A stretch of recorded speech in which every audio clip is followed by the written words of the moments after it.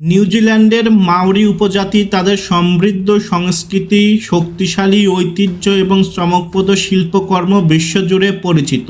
আজকের ভিডিওতে আমরা মাওরি জাতির ঐতিহাসিক যাত্রা, তাদের ধর্মীয় বিশ্বাস, সংস্কৃতি, ঐতিহ্য এবং আধুনিক যুগে তাদের সংগ্রাম নিয়ে বিস্তারিত আলোচনা করব। চলুন শুরু করি।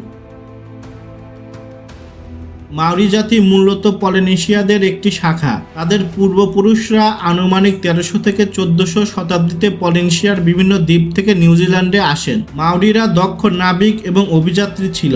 তাদের তৈরি ওয়াকা হাউরুয়া নামক ডাবল হালযুক্ত নৌকা সমুদ্র পাড়ি দিয়ে নিউজিল্যান্ডে পৌঁছায়। নিউজিল্যান্ডে এসে তারা একটি নতুন পরিবেশের সঙ্গে খাপ খাইয়ে একটি শক্তিশালী সমাজ ব্যবস্থা গড়ে তোলে। মাওরিরা নিউজিল্যান্ডকে আত্মীয়রা নামে ডাকে, যার অর্থ হলো লম্বা সাদা মেঘের দেশ। তাদের সমাজ ছিল ইউই বা গোত্রভিত্তিক, যেখানে প্রতিটি ইউই নিজস্ব ভূমি, ইতিহাস এবং ঐতিহ্যের অধিকারী ছিল।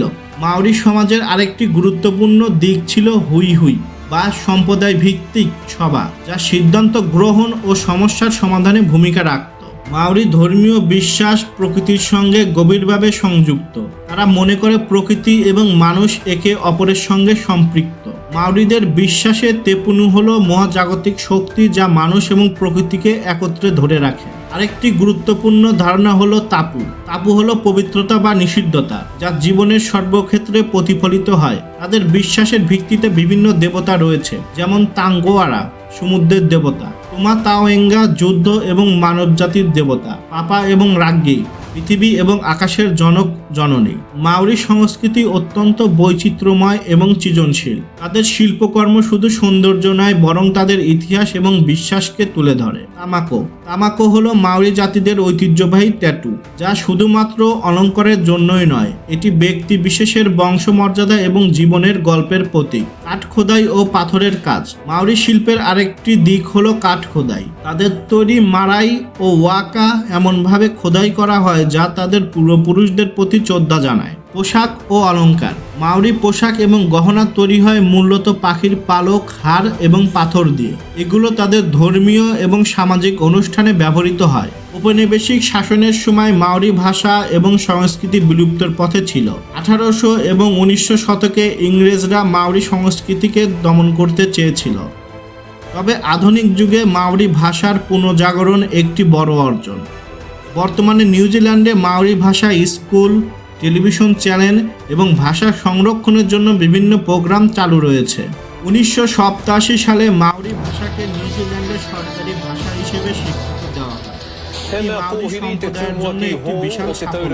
মাওরি সংস্কৃতির সবচেয়ে পরিচিত একটি দিক হলো তাদের ঐতিহ্যবাহী হাকা নাচ। এটি যুদ্ধের আগে যোদ্ধাদের শক্তি এবং সাহস প্রকাশের জন্য ব্যবহৃত হতো। বর্তমানে হাকা ক্রীড়াক্ষেত্র এবং সাংস্কৃতিক অনুষ্ঠানে বিশেষভাবে জনপ্রিয়। নিউজিল্যান্ডের রাগবি দল অল ব্ল্যাকস তাদের প্রতিটি ম্যাচের আগে হাকা পরিবেশন করে। হাকা কেবল একটি নাচ নয়, এটি মাওরি জাতির ঐক্য এবং গর্বের প্রতীক। বর্তমানে মাওরি জাতি অনেক চ্যালেঞ্জের মুখোমুখি।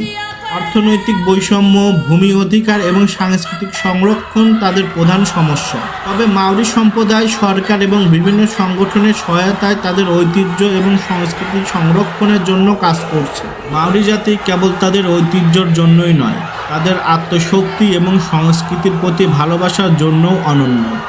তাদের জীবনের গল্প আমাদের শেখায় কিভাবে আমরা আমাদের শেকড় এবং সংস্কৃতিকে ভালোবাসতে পারি। আমাদের আজকের ভিডিওটি যদি আপনাদের মাওরি জাতি সম্পর্কে নতুন কিছু জানতে সাহায্য করে, তাহলে একটি লাইক দিবেন। মাওরি সংস্কৃতির কোন দিকটি আপনাকে সবচেয়ে বেশি আকর্ষণ করেছে তা কমেন্টের মাধ্যমে জানান। এমন আরও নতুন নতুন তথ্যের জন্য আমাদের চ্যানেলটি সাবস্ক্রাইব করতে ভুলবেন না।